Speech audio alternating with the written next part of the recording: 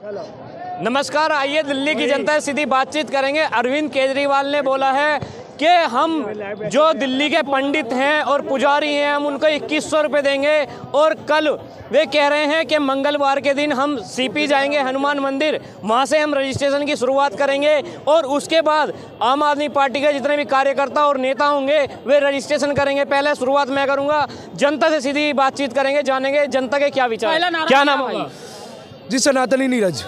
अरविंद केजरीवाल जी ये कह रहे हैं हम मंदिरों के पुजारियों को 2100 महीना का वेतन देंगे और कल रजिस्ट्रेशन होने जा रहे हैं। अब केजरीवाल जी क्या चाहते हैं? कितनी फ्री की रेवड़ियाँ खिलाएंगे ये? कितने लोगों को पागल बनाएंगे ये? क्या जब 17 महीने से मौलवियों की सैलरी नहीं मिली है, 3 साल से 1000 रुपए पंजाब में नहीं मिले हैं, अब इन्होंने एक दिल्ली में नया नारा स्कीम चला दी, 2100 रुपए महिलाओं को मिलेंगे और हमारे पुजारियों को 18,000 रुपए सैलरी मिलेगी। अरे जिसकी सैलरी रुकी हुई है उसको तो पहले दो, उसका तो क्लियर करो कि इनको भी बिठा देंगे लाइन में। कि केजरीवाल जी ये चाहते हैं हर लोग बैठ जाए दिल्ली में प्रोटेस्ट में, चाहे वो एमसीडी वाले हो, चाहे वो शिक्षक हो, चाहे वो कंडक्टर हो हमारे, चाहे वो मार्शल हो हमारे। क्या उनकी सैलरी मिली है आज तक? कह रहे हैं दे देंगे। अरे कहाँ से दे देंगे भाई? अगर तुम्हें सैलरी देनी होती तो अपने 52 करोड़ का शीश महल बनाने की जगह इन लोगों की सैलरी दी होती ना, तब तो कुछ काम हुए थे। और केजरीवाल जी होते कौन है स्कीम लाने वाले? कौन है वो? दिल्ली के सीएम कौन है? स्कीम लाने का काम किसका हो सकता है? वो कौन है केजरीवाल जी? अगर कोई स्कीम लाते पोर्टल लॉन्च क्यों नहीं होता है? जबकि सेंट्रल में दिल्ली कोई पोर्टल लॉन्च हुआ है 2100 रुपए का? नहीं हुआ आज तक। तुमने 2100 रुपए के पागलपंती बना के लोगों को बेवकूफ बना के अपनी टोपी पहना के भेज दिया लोगों के घर पे, और उन 3 महिलाओं के सीलमपुर में अकाउंट खाली कर दिए, झाड़ू चला दिया अकाउंट पे। उसकी जिम्मेदारी केजरीवाल लेगा? बता, लेगा केजरीवाल? अभी कोई सीएम नहीं है केजरीवाल, बिल्कुल सवाल होगा उससे। चेहरा तो मेरा ही है ना दिल्ली में। चेहरा तेरा है तो क्या करेगा? लूटेगा लोगों को।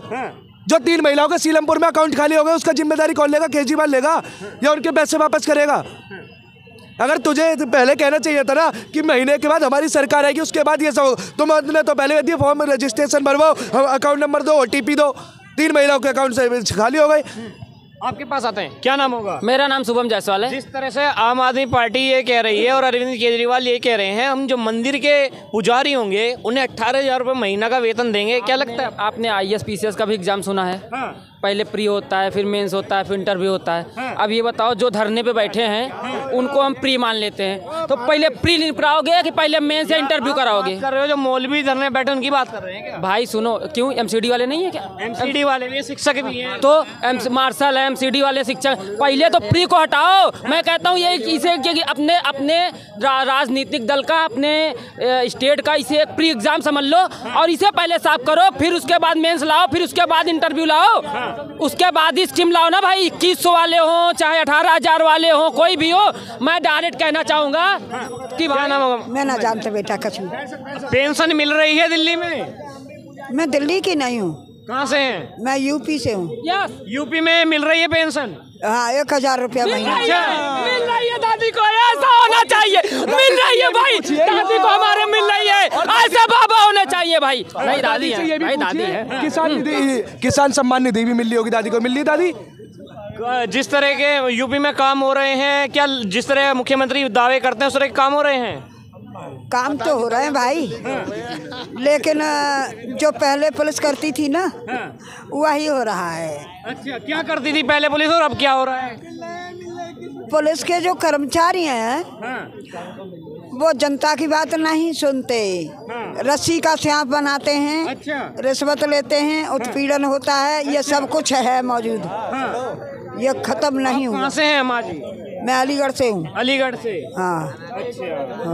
वहाँ की पुलिस ठीक है जी भाई, पुलिस अम्मा के साथ हो सकते। देखो भाई, मैं एक चीज कहूँगा और ये सत्य है, ये पूर्णतः सत्य है कि अगर तालाब की एक मछली गंदी हो तो पूरा तालाब गंदा हो जाता है। इसलिए आपको उस मछली के खिलाफ या तो उस मछली को निकाल देना चाहिए या तो उस मछली के खिलाफ आपको एक्शन लेना चाहिए। ठीक है अम्मा, आपके साथ अगर ऐसा कुछ भी हुआ है तो आपके साथ आपके विधायक होंगे, आपके सांसद होंगे, या नहीं सुन रहे कोई तो सीधा आप मुख्यमंत्री आवास पे जाइए और वहाँ पे अपनी पेशकश कीजिए। अब लगाओ मेरे सामने।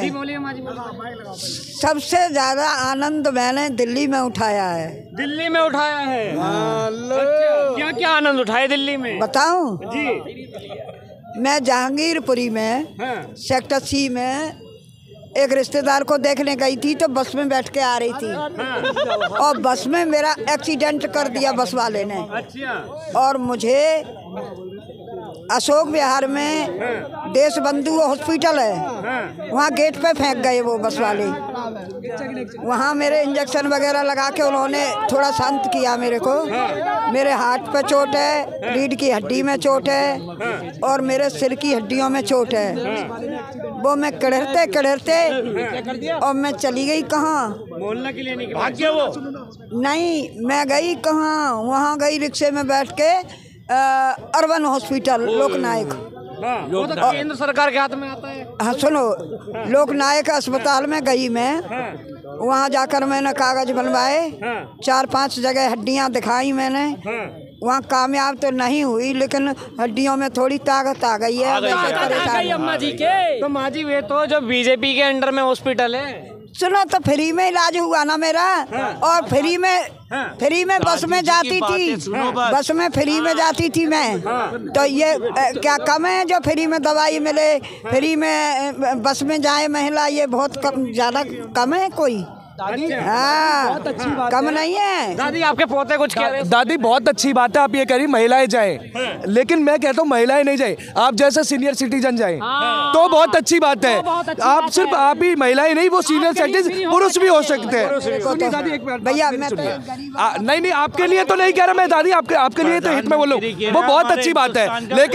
लेकिन उस फ्री की सुविधा जो 10,000 50,000 का फोन चलाने वाली महिला उतार रही है तो गलत है वो। तो वो गलत है। अगर ये काम होता तो सीनियर सिटीजन के लिए होता, बहुत बढ़िया था। लेकिन बस कोई रेनोवेट हुई नहीं हुई, कोई नई बस नहीं निकली। कहीं भी बसों का एक्सीडेंट हो जाता है, कहीं भी चलती बसों में ब्रेक डाउन हो जाती है और कहीं भी बसों में आग लग जाती है। होता है नहीं होता है? फिर तो काम क्या होगा दिल्ली में? और जो दादी कह रही कि हॉस्पिटल में काम हुआ नहीं है, तो रोजगार नहीं है, तो महंगाई में सामान कैसे खरीदेंगे लोग? दिल्ली में ये ना बताओ युवाओं के रोजगार कहाँ पे नहीं है केजरीवाल ने?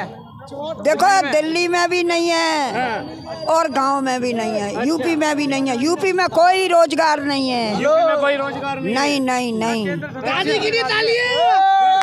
यूपी में रोजगार नहीं। दादी आपको मैं बताता हूँ, दादी आपको मैं बता देता हूँ, 2014 से लेके और 2024 के बीच में आप देखिए प्राइवेट सेक्टर में जो पीएफ कटते थे तब कुछ 9 लाख कुछ थे और आज की डेट में 24 लाख प्लस पीएफ कट रहे हैं, मतलब रोजगार मिला।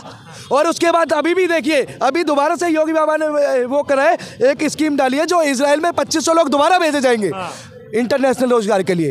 तो रोजगार कैसे नहीं है यूपी में, ये तो कह ही नहीं सकते। बजाइए अब ताली बजाओ। ताली बजेगी। अभी बताऊंगी मैं। इसराइल में कमाने जाएंगे। रुक जाओ। क्यों भाई? देश में काम नहीं है। अभी पुलिस पेपर हुआ है यूपी में। अरे दादी की बात। अरे पुलिस का पेपर हुआ है यूपी में। मुश्किल से एक जिले में 2 या 3 बच्चे पास हुए हैं और वो भी अभी उनके 4 टेस्ट और बाकी हैं। हाँ लो जी, तो बहुत अच्छी बात है। 2 या 3 जो बच्चा सक्षम था, जिसके पास स्किल थी, जिसके पास कैपेबिलिटी थी, वो हुआ है पास। पहले की तरह काम बंद कर दिया ना, जो रिश्वत दिया, पैसे दिए, घुस गए। ये कह रहे हैं अम्मा जो लायक था उसको मिल गई। ये बात कहना झूठ है, रिश्वत सब ले रहे हैं। रिश्वत सब ले रहे हैं। जब दादी रिश्वत सब ले रहे हैं तो आपको रोजगार क्यों नहीं मिल रहा है फिर भी? रोजगार की अखबार में रोज आती है, रंगे हाथ फलाना आदमी पकड़ा गया, रंगे हाथ तहसीलदार पकड़ा गया, रंगे हाथ पुलिस पकड़ी गई। मैंने सच्चाई बोल रही है। अरे भैया चुप रहे हो ना। चलो मैंने धार्मिक नारे लगाने की क्या मतलब है? सुनो, आपको पता है मेरी बात सुनो, आपको पता है दादी को? मेरी बात सुनो। मैंने अपने जीवन में 2 ऐसो साहबों को रंगे हाथ पैसों से पकड़ा है और वापस कराया है। अच्छा, नाम 2 अधिकारियों को पकड़ा है रिश्वत लेते हुए, कह रही हैं अम्मा। अच्छा, पकड़ा आपने, फिर आप उसके ऊपर आपने हाँ, और कार्रवाई की और कार्रवाई करके और पैसा वापस कराया मैंने। वापिस कराया। किस समय की बातें कर रही हैं दादी आप? बात है ये। देखो मोदी के सामने ही की बात है। मोदी जी की सरकार। वही बात मैं कह रहा हूँ। यूपी सब नहीं जब कह दिया है तो सुनिए, अब मैं वही कह रहा हूँ। और राज्यों की बात छोड़िए, यूपी आज के डेट में सबसे अच्छा राज्य यूपी कहलाता है, क्योंकि सबसे ज्यादा काम वहीं पे हो रहे हैं। और जो ऐसे कोई काम करता है उसमें फट्टे बजाने का काम भी हमारे योगी आदित्यनाथ जी करवा रहे हैं। ये सब पैसों का खेल है और सब गद्दी के लिए घूम रहे हैं कि गद्दी मिले। दादी जी एक दादी जी कुर्सी चाहिए, सबको कुर्सी चाहिए। दादी जी एक सवाल करूंगा, दादी जी एक सवाल करूंगा। सपा के राज में हमने देखे हैं खून कैसे नदिया की तरह बही है। खून गोली पे गोली चली है, हर व्यापारी गोली खाया है। गोलियां अब भी कम नहीं है, गोलियां अब भी कम नहीं है।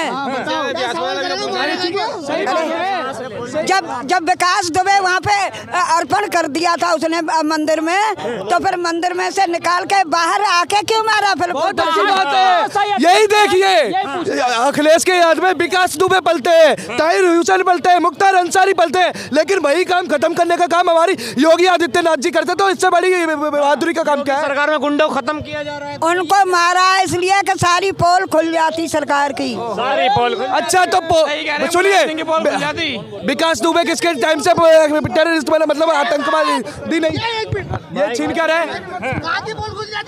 ये विकास दुबे बदमाश कैसे बना? मुख्तार अंसारी बदमाश किसके राज कार्यकाल में बना? अखिलेश के। आगे बोल खुलती तो मारा अंसारी को। सुनो मेरी बात सुनो, बोलते रहो। अगर सुनो, हम केजरीवाल को थोड़ी बुला रहे हैं। क्यों बुला रहे हैं?